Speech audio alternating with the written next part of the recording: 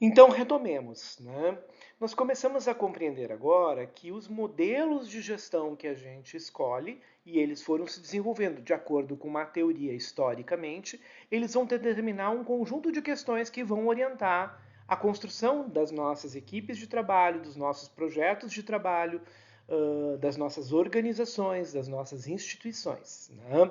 O primeiro modelo, então, que a gente vai estudar, que é o modelo mais tradicional, é o modelo taylorista. É um modelo que está associado a duas grandes questões, né? Todas as ações são racionais, né? E há uma racionalização aplicada ao processo de trabalho, né? Que está associada à escolha da mão de obra. Ou seja, o que quer dizer isso? Em linhas gerais, quer dizer é a escolha da equipe que, dentre todas as pessoas eleitas, é aquela que mais se ajusta à racionalidade do processo de trabalho, que é exigida da equipe profissional. Então, a equipe é a centralidade, né, da garantia do quê? Do melhor resultado, que significa planejamento para o aumento de produtividade. Né? Então, a equipe é o centro de tudo isso. Quando a gente está pensando, por exemplo, na montagem de uma escola, né, a gente vai fazer um processo seletivo de profissionais, se a gente usar um raciocínio taylorista, o que a gente está fazendo? A gente vai fazer entrevistas para ver a mão de obra, ou seja, os profissionais, professores, docentes, que são mais adequados, né, às minhas propostas de trabalho. Não só do ponto de vista das ideias, mas do ponto de vista do funcionamento das classes, dos horários disponíveis. Então, a racionalização do processo de trabalho representa, por exemplo, uma distribuição adequada da carga horária, né, uma distribuição adequada do conjunto das aulas no fluxo dos turnos e contraturnos, né? E isso representaria, né, um melhor resultado em termos gerais com o aumento da produtividade do grupo. Essa produtividade pode representar pelo aumento do número pode ser o aumento do número de turmas, o aumento do número de alunos, o aumento do rendimento, então o aumento da produtividade aumentaria a renda, né? E com o aumento da renda, se eu consigo também aumentar o número de alunos, né, de discentes nas turmas, eu posso pensar numa redução dos custos dessas turmas, né? Sem redução dos salários. Né? Essa é uma questão bem importante. Né? Quando eu começo então a ter mais lucratividade dentro da produtividade com redução de custos, eu posso então avançar numa maior remuneração da mão de obra escolhida dentro desse princípio racional. Então, o que é importante aqui? A estratégia central é um método de seleção dos profissionais que seja tremendamente ajustado ao desempenho necessário, ou seja, a performance que eu estou buscando. Se eu procuro um profissional altamente qualificado do ponto de vista técnico, por exemplo, de uma determinada tecnologia, de uma determinada técnica, né, corporal, então eu vou fazer entrevistas, vou olhar currículos, vou analisar aulas, vou analisar uma performance, enfim, eu vou fazer análise de a partir de vários instrumentos e a partir disso é que eu vou selecionar esse profissional. Né? Além disso, é extremamente importante que haja uma adequação dos profissionais à própria metodologia de trabalho da organização. Né? Então, se aquela pessoa não se encontra ajustada à metodologia da organização, ela vai criar gaps, né, constantes, né, dificuldades, né, na racionalização ou na não compreensão daquela racionalidade aplicada. Não significa que não existam outras racionalidades, mas aquela que está aplicada ali, talvez aquela pessoa não esteja tão ajustada. Esse ciclo taylorista, ele também vai cumprir todas aquelas tarefas, né, que é planejamento, controle, preparação, execução, né? Então ele vai ter um processo, né? Então ele vai criar um procedimento, que é criar um programa, né, de planejamento para retirar o máximo do improviso e deixar tudo o mais racional possível. Ou seja, como é que eu faço isso? Eu decomponho o trabalho em unidades menores, né? E racionalizo a execução. É meio como pensar a linha de montagem. Então, o planejamento tem uma associação com a ideia de uma linha de montagem. Então, um treinamento, por exemplo, físico, uma preparação de equipe, ela se ajusta muito a isso, né? Bom, dentro disso eu ainda vou ter a preparação dos trabalhadores, né? Então, vou selecionar os profissionais, no caso os operários, no caso os trabalhadores em geral, de acordo com a aptidão. Ou seja, então, na verdade, eu vou ver os profissionais mais capacitados para se ajustar ao programa de racionalização que eu estou propondo, né? Para evitar o quê? Muito tempo de capacitação, muito tempo de treinamento. Né? Então eu já vou ver quais são os profissionais que apresentam ou qualidades, né, subjetivas, né, ou qualidades técnicas e práticas, enfim, que estão mais ajustadas. E aí eu vou reduzir o tempo de preparação. Né? O controle significa o quê? Justamente esse checklist constante que vai permitir a certificação da qualidade daquele trabalho. Então, eu vou ter essa metodologia racional aplicada com esses trabalhadores que são preparados, capacitados para desenvolver, e eu vou criar um método também de quê? De verificação do andamento das aulas. Então, uma ferramenta como um feedback dos encontros, né? Um docs onde as pessoas respondem um questionário, etc. e tal, enfim, esse tipo de instrumento, esse tipo de ferramenta. Né? Durante a execução é importante, né, que a partir desse disciplinamento, né, então representa uma ideia de disciplina, de uma regulação constante, né, esse disciplinamento representa, né, a distribuição das tarefas por esse perfil do profissional. Por isso que aquela questão da escolha dos profissionais, ela está na centralidade de todo o processo desse ciclo de gestão taylorista. É uma forma de pensar o primeiro conceito de organização racional do trabalho. Está muito ligado a estudo do quê? Do gasto, do tempo, né, do desgaste físico humano, da especialização do operariado. Começa isso com o quê? Com o desenvolvimento de fábricas. E depois vai se aplicando a outros empreendimentos gestores. Né? Com isso também vai criando as condições de estabelecer o quê? Distribuição das tarefas, hierarquia de cargos, hierarquia salarial, prêmios de resultado, né? Mas, ao mesmo tempo, tem que haver uma contrapartida. Então, eu não posso exigir que as pessoas respondam e deem um feedback constante, né, a essa oferta, né, de trabalho altamente especializado, né, e essa qualificação, essa adequação do indivíduo a um tipo de performance profissional sem ter um retorno. Né? Então, que retorno é esse? Condição de trabalho, padronização metodológica, então que dá mais segurança, né, para quem está trabalhando, que sabe como é que aquilo funciona, né? Constante processo de supervisão, acompanhamento, né? São resultados e, fundamentalmente, uma cultura de incentivos. Né? Essa cultura de premiação, de incentivo salarial, de prêmios de produtividade, de prêmios de resultado, é uma cultura que está muito associada ao desenvolvimento desse tipo de metodologia de gestão. Né?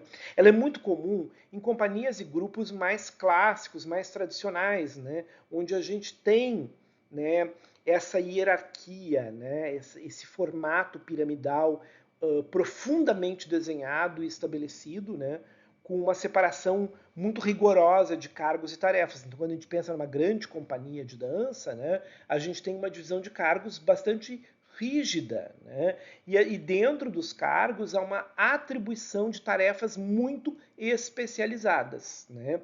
Ou então em projetos, por exemplo, né, de produtoras que não são companhias, mas que montam elencos, por exemplo, para fazer um musical. Né? Então, uma produtora ela vai montar uma equipe para um projeto, por exemplo, de fazer um espetáculo, de realizar um espetáculo, né? Com uma distribuição bastante rigorosa de cargos e tarefas e uma equipe de supervisão funcional. Bom, logo em seguida, isso vai gerar um processo de gestão, né, que se desdobra naquele conceito, que é o conceito que a gente conhece do capitalismo industrial, do Fordismo, de uma linha de produção, de uma padronização do trabalho com altíssimo grau de especialização do próprio trabalho e do trabalhador. Né, com ações cada vez mais rotineiras, padronizadas e tarefas extremamente pré-fixadas. Né.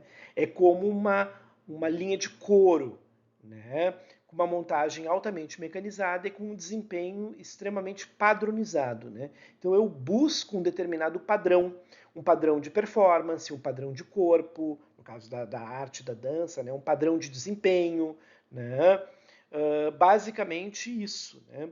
O que me permite supostamente avançar, né? Com maior divisão do trabalho, maior padronização, maior racionalização, avançar em termos de acelerar o processo produtivo, ou seja, se trabalhar mais, né, e se produzir mais num tempo menor, né, ao mesmo tempo que eu racionalizo a própria jornada de trabalho.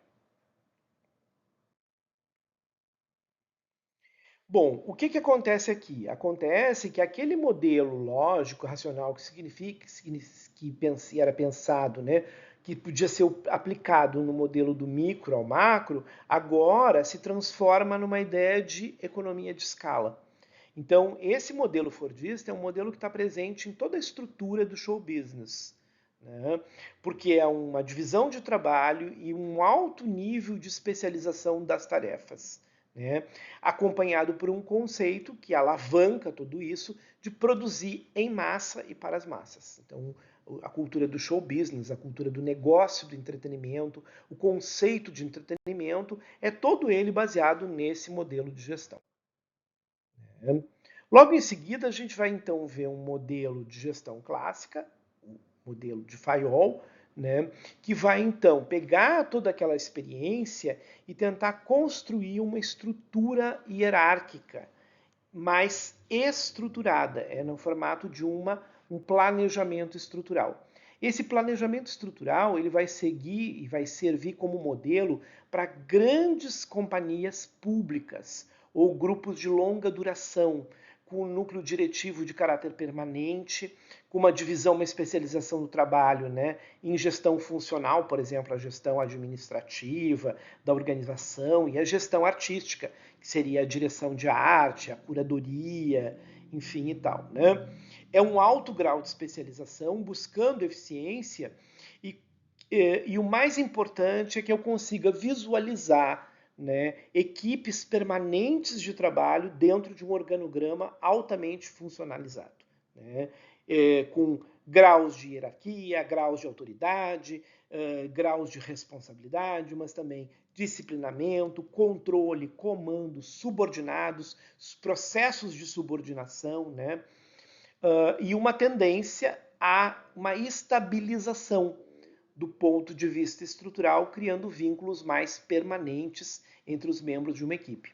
É por isso que aqui a gente está falando em planejamentos, né? Então a gestão clássica, ela pensa em planejamentos de cunho estrutural, que variam de 5 a 10 anos.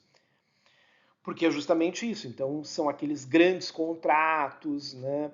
São os concursos públicos com um status de permanência nos cargos que funcionam mais a esses moldes aqui, né?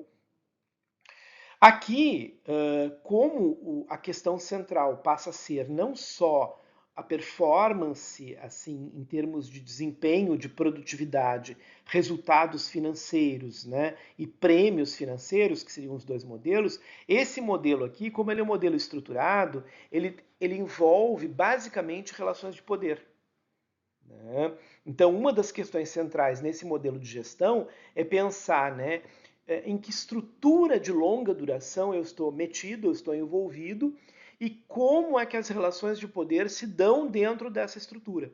Porque uma boa parte daquilo que vai ser desenvolvido em termos de desempenho, produtividade, colaboração, etc. e tal, depende das figuras gestoras, depende da estrutura do negócio, da estrutura da instituição, da organização. Então, por isso que a gente fala de instituições, né, de larga escala, com estruturas robustas, com longa duração. Então, companhias de dança gigantescas, né, companhias de Estado, né, instituições públicas como as universidades, né, foram todas elas fundamentadas. Hoje elas vêm sofrendo processos de mudança, né, porque a gente já vem acompanhando gestão estratégica e outras maneiras, né, de administrar o setor público, né? Mas essa foi um modelo clássico que vigorou durante muito tempo. Bom, aí começa a se fazer um questionamento. Então surge um modelo novo de gestão que diz assim, olha, está muito burocratizado, está muito hierarquizado, as relações de poder estão muito rígidas, né? É preciso começar a criar estruturas mais flexíveis, estruturas onde haja a possibilidade de uma dinâmica, né, nas interações que garantam um maior grau de participação dos membros da equipe, né? E que garanta, então, um fluxo mais ágil da comunicação. É preciso melhorar o processo de conhecimento, a transparência nas relações comunicativas dentro de um grupo. E isso também depende de uma performance dos indivíduos, né? Ou seja, é uma evolução no sentido da própria análise comportamental, de uma gestão dos comportamentos dentro de um grupo, das variações, das modalidades, da plasticidade que as relações vão assumir, né? E reconhecendo que aquela estrutura rígida, hierárquica, mesmo que ela siga existindo, e ela ainda existe em muitas instâncias, ela sempre vai estar sendo afetada por uma dinâmica social produtora de vários conflitos. Então, as grandes companhias, né, as instituições públicas, as organizações governamentais, né, as grandes empresas, elas constantemente passam por processos onde objetivos organizacionais não são compreendidos como de alta relevância pelos indivíduos, membros das equipes, né? Então, os objetivos individuais vão tensionando com os da organização. Então, uma busca de equilíbrio entre esses dois mecanismos a partir de processos interativos. É a interação, então, que começa a ganhar uma conotação de importância. É como se fosse possível pensar uma dinâmica de gestão pelos processos constantes de comunicação, ou seja, os feedbacks de equipe, né? A importância que os processos de avaliação permanente, os grupos de interlocução, os grupos de terapia, de psicologia social, por exemplo, de interação, de intervenção social e psíquica a partir da psicologia social, que vão afetando mesmo então as organizações. Lembrando que a partir desse momento, então aquela ideia inicial de que as organizações tinham que gerar produtividade e resultado econômico, ela também tem que gerar resultado social. Inicialmente, né, pensada como uma função interna, então a função social é uma função interna, que é a satisfação interna da equipe de trabalho. Vejam que essa ideia já estava presente lá nos modelos mais clássicos, né? Ou seja, que um dos dados que tinha que ser analisado era o quanto as pessoas estavam satisfeitas de trabalhar naquele grupo, de estar naquela organização, de estar naquele projeto. Então, isso também estava bastante presente, né? Criando relações onde há uma valorização maior, por exemplo, da informalidade, né? De aspectos mais solidários, de compromissos e alianças que vão surgindo entre os membros da equipe de trabalho. Bom, aqui é um quadrinho, né, que faz uma comparação entre essa organização mais clássica, né, e aquela mais baseada nas interações e nos comportamentos humanos, e a gente começa a ver então que uma delas, e as duas vão acabar sendo validadas, uma contamina a outra, mas elas ainda seguem existindo de forma separada. Então a gente vê que tem projetos e organizações que pensam a gestão como algo mais ligado a uma engenharia constante do trabalho, né? Então, o mais importante, né, é a regulamentação, é o ordenamento, é a organização, é o funcionamento maquínico, né, da realidade, né, com linhas de autoridade muito bem definidas, né. Do outro lado, as interações ganham um colorido, uma plasticidade maior, uma relevância maior, né? E com isso a gente vai criar instrumentos avaliativos e, portanto, também indicadores, né, de desempenho, indicadores de resultado, que vão ser bastante distintos entre uma teoria e outra. Bom, mais ainda, nós vamos ter uma teoria que não vai ser muito ajustada à nossa realidade, né, porque ela vai estar mais restrita a certas formas de organização extremamente complexas, que é a chamada gestão burocrática. né, que é uma gestão, né, baseada profundamente num caráter, né, normativo, né, e regulamentado. Né? Então, é uma divisão do trabalho, é uma impessoalidade, é uma hierarquização, é uma rotinização, né? É um domínio técnico, é um domínio dos instrumentos e ferramentas legais, né, normativos, das instruções normativas. Então, por exemplo, isso, né, a gente lê a documentação, a gente aplica, né, aquela documentação, a gente faz uma interpretação da regulamentação. A gente vai chegar nisso porque nós vamos depois olhar um pouquinho esse conceito de artista burocrata, né? Que é um conceito bastante interessante e que vai depois conversar aqui com esse modelo de gestão. Essa gestão burocrática, então, é uma cultura também que vai valorizar também, mais uma vez, a centralidade do ordenamento das relações de poder. Né? Por quê? Porque numa gestão burocrática eu preciso padronizar procedimentos para padronizar a cultura do grupo. Né? Então vai se criar uma identidade da burocracia e daqueles que estão nela inseridos. Né? Quando as pessoas ingressam no setor público, por exemplo, ou numa estrutura muito complexa de organização, né, mesmo que seja uma economia, né, uma gestão público-privada ou até da iniciativa privada, mas especialmente na gestão pública, a gente vai se ajustar a papéis que são pré-definidos, são pré-determinados, há pré-condições documentadas e estruturas já descritas do que a gente deve fazer, do que a gente não pode, o que a gente não pode fazer, até onde a gente pode ir, enfim. Né?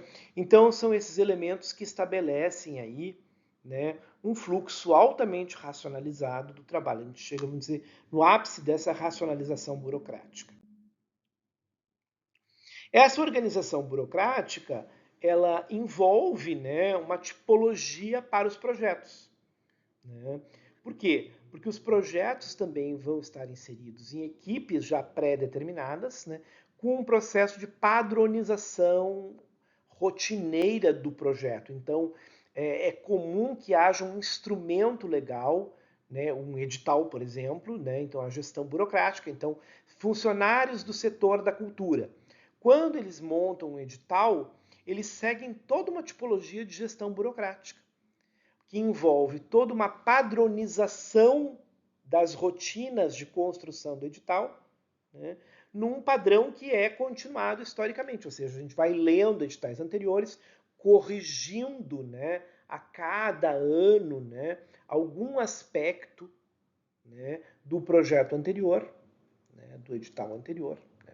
É bastante comum que também esse tipo de gestão burocrática da cultura ela se esteja aprisionada, ela esteja pré-fixada numa linguagem padronizada do ponto de vista técnico. Então, por exemplo, um projeto acadêmico, um projeto de trabalho de conclusão, um projeto de mestrado, um projeto de doutorado, ele tem uma linguagem técnica profundamente ajustada.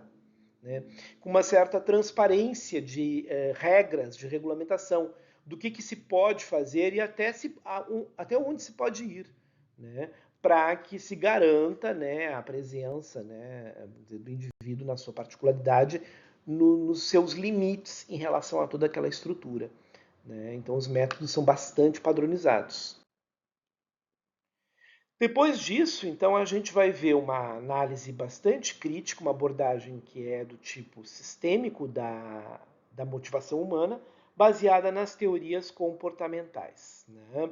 Que vai levar em conta mais ainda, né, os conflitos e as tensões existentes entre o campo dos interesses, das necessidades e dos desejos humanos e institucionais, e como eles estão em constante processo de disparidade, formando um constante gap, um constante abismo, uma constante separação entre uma coisa e a outra.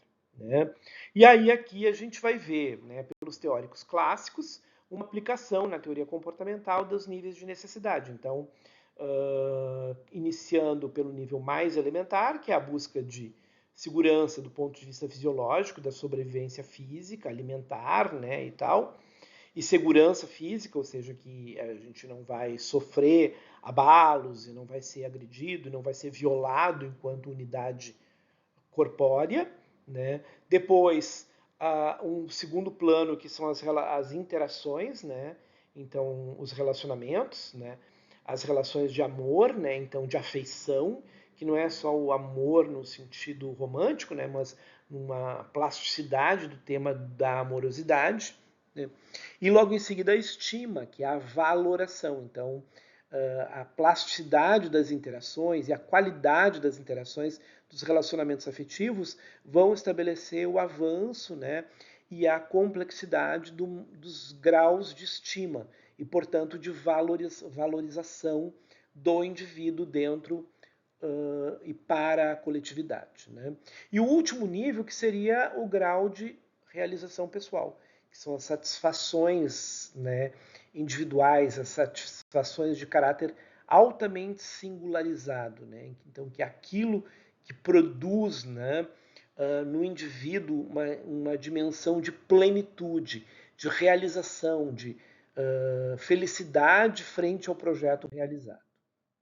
Bom, tudo isso nos leva a teorias que foram até aqui consideradas chamadas assim tradicionalistas. Né?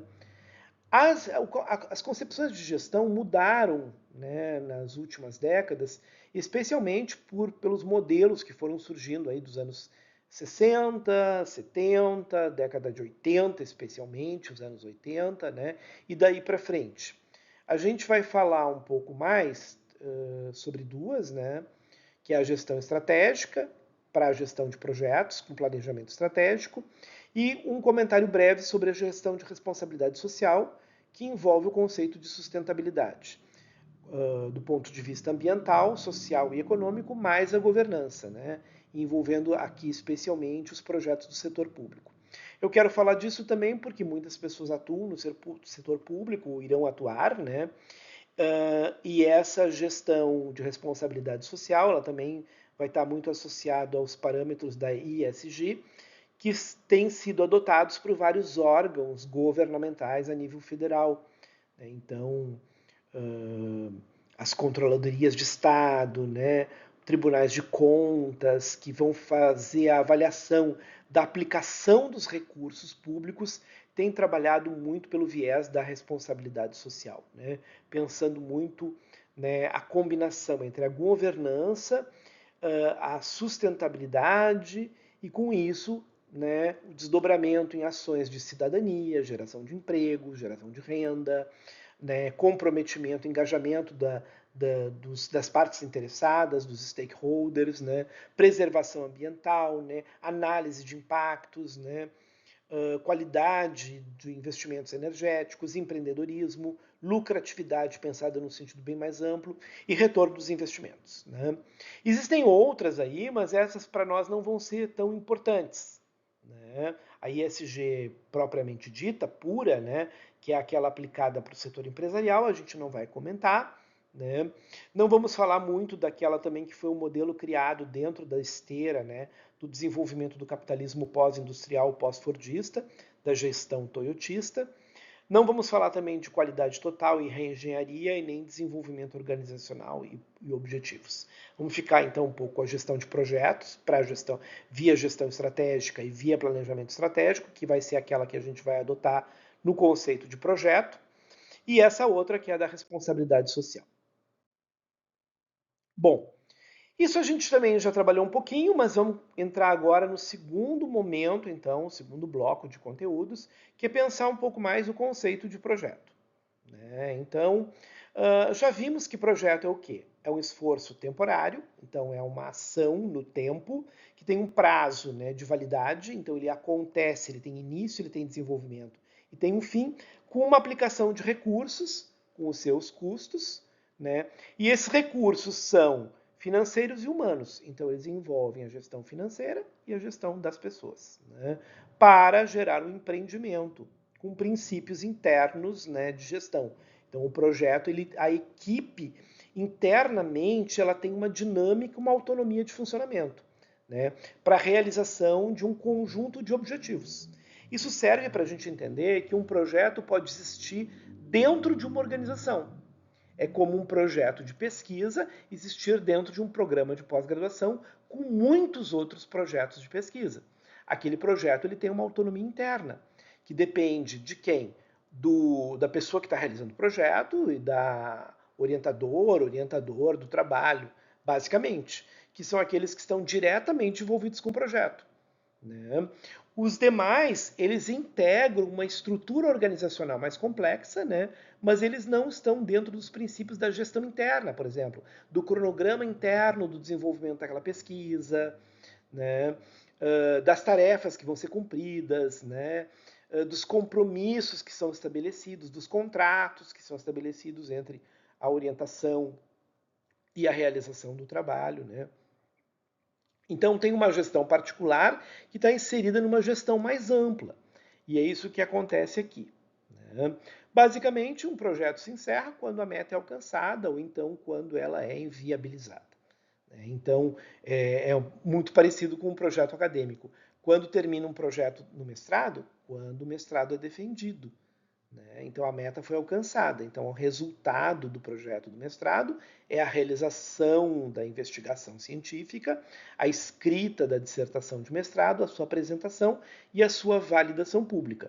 Então com esse encerramento e o diploma, a meta foi atingida. Né?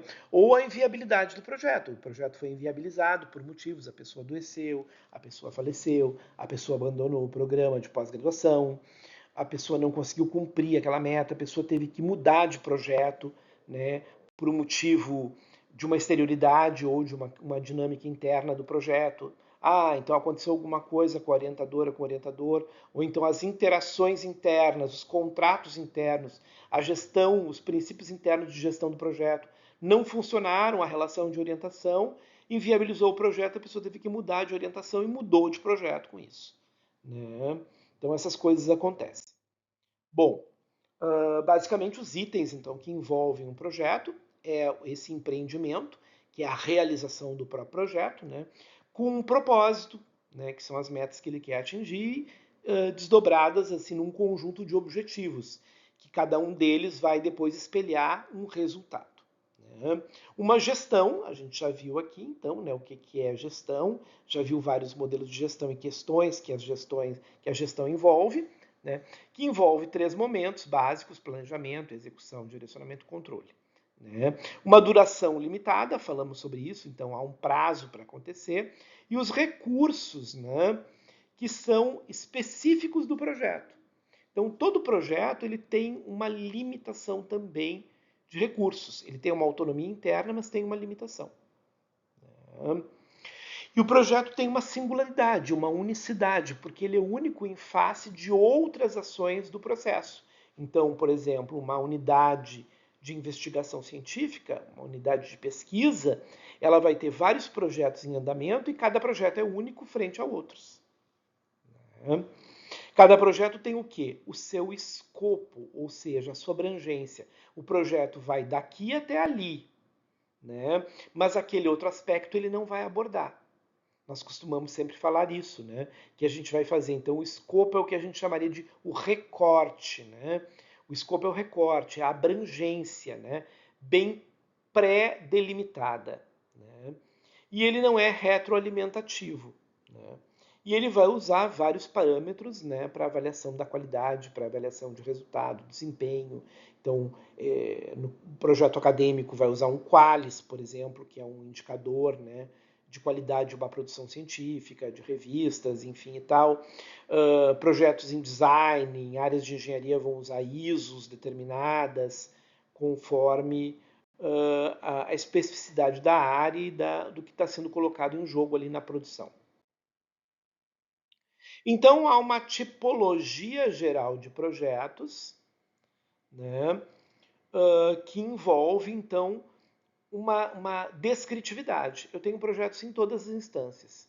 Eu tenho projetos de cunho pessoal, eu tenho projetos de caráter corporativo, eu tenho um projeto operacional, eu tenho projetos de pesquisa, eu tenho projetos de P&D, que é pesquisa e desenvolvimento. Então, em áreas de desenvolvimento tecnológico, a gente tem P&D. Né? Eu tenho projetos de engenharia de projetos, né? Eu tenho projetos na área de tecnologia de informação, eu tenho projeto em telecomunicação, eu tenho projeto de criação de protótipos, né, em design, por exemplo, para validar uma pesquisa de criação, né? Eu tenho, dentro da tipologia dos projetos, uma modelagem da gestão dos projetos, né? Porque cada projeto vai ter uma gestão única de projeto. A gestão é por projeto, a gestão não é por programa. Cada projeto tem que ter sua responsabilidade de gestão, né? E eu tenho a distância e a diferença entre a gestão de projeto e a gestão de processo e por processos, que são coisas diferentes. Bom, a gente poderia seguir aqui, né? Essa aqui é uma parte um pouquinho histórica e também eu sempre digo que ela não é muito importante para a gente aqui, né? Mas é para entender, né, que essa ideia, né, da área de estudo em projetos, né, ela acabou ganhando uma notoriedade muito grande e foram criadas várias, vamos dizer assim, agências reguladoras internacionais, institutos e associações que começaram a desenvolver um padrão de metodologia de projetos a ser aplicado internacionalmente, né? No caso, por exemplo, o Brasil, que adota um padrão internacional, né, de língua inglesa de desenvolvimento de projetos. Então, aqui a gente fala um pouquinho, né, a história, isso para vocês terem aí um pouquinho. Então, essa aqui é uma cronologia histórica, né, do desenvolvimento da área de projetos. E aqui a gente também vê um pouquinho, basicamente, aquela separação clássica entre o conceito de projeto, o conceito de programa e o conceito de portfólio. Então, lembrando que projeto é algo único, programa é um conjunto de projetos associados, então como seria como um guarda-chuva de projetos, e o portfólio é isso assim, é um plano, né, como um platô. Então, no portfólio eu tenho uma soma de projetos independentes, é um mapa de projetos independentes que não estão agregados a programas, mais os programas. Então eu tenho tudo. Então no portfólio eu vou ter programas com projetos dentro e vou ter projetos independentes, projetos isolados. Agora vamos começar, vamos dar um salto aí para entender o que é o planejamento estratégico para as artes cênicas, para o campo do teatro e da dança, o campo da espetacularidade, dos estudos do corpo e da performance, né? Então a gente optou por uma forma de pensar a gestão, né? Gestão de projetos somada à ideia de planejamento estratégico. Por quê? Para pensar um conceito mais contemporâneo de gestão, que é a gestão estratégica. Vamos pensar um pouquinho o que é a gestão estratégica. Indicaria aqui que vocês também assistissem fossem esse vídeo aqui, né, que fala um pouquinho sobre planejamento estratégico para as artes cênicas, para vocês entenderem assim de outros pontos de vista, né, o que é esse tema. E basicamente, então, coisas que a gente já viu até aqui. Nós já havíamos falado sobre isso, né? Que lá na gestão a gente já tinha dito, olha, tem que tomar um cuidado, porque a gente está trabalhando com um princípio econômico baseado de que os projetos existem porque os recursos são escassos, né? Então, é uma maneira que nós encontramos contemporaneamente de realizar uma gestão da escassez dos recursos, né? Somado a isso, a gente vai agregar uma noção de plano, de planejamento, que a gente já viu aí, né? E planejamento é uma concepção que vem do campo dos estudos da gestão, né? E depois disso, uma noção de estratégia que conjugadas vão formar um conceito de gestão baseado em planejamento estratégico, né? E do outro lado, lembrar aquela ideia de que a gente tem projeto, a gente tem programa, que são projetos unificados, articulados, né, num guarda-chuva de projetos, e tem o portfólio, que é esse platô onde a gente tem projetos isolados e programas de projetos agregados. Projeto, então, envolve planejamento estratégico, pensando, né, um planejamento para o quê? Para a construção de um futuro. Então, a primeira pergunta que a gente faz quando pensa em projeto é o que a gente quer fazer e o que a gente quer ser, né?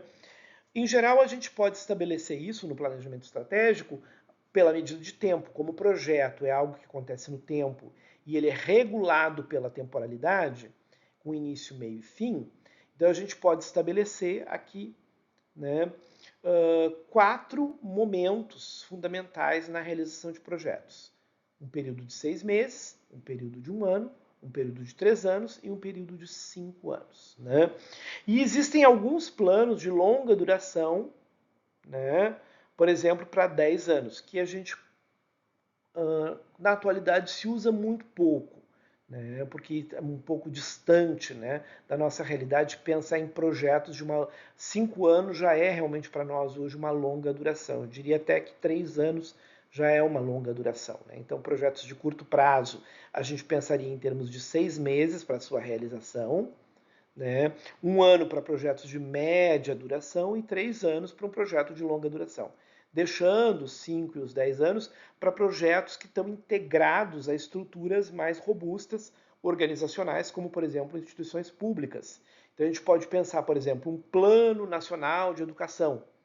É um projeto para 10 anos. Então, isso aí eu tenho um projeto, eu tenho um plano, né, que vai depois se subdividir em microprojetos. Então, talvez eu esteja falando de um programa com muitos projetos dentro dele.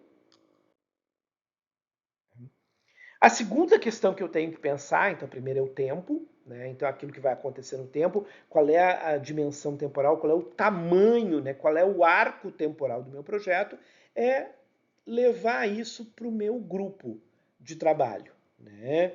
Então, a gente pensando na gestão, né, coletiva, a gestão de grupos, pensando se a gente está numa companhia, se a gente está numa escola, se a gente é parte de um instituto, de uma fundação ou de um coletivo organizado de uma forma autogestionada, por exemplo, né, para fazer uma análise grupal, né, do esforço coletivo que demanda um projeto. Né, em termos de 6 meses, por exemplo, um projeto de 1 ano, e um projeto de 3 anos, que é um projeto de uma escala maior, né, de uma dimensão maior. Segunda questão. Então, revisando aqui, eu preciso ter um autoconhecimento de grupo ou do meu empreendimento, da minha empresa, do meu negócio, da minha carreira, né?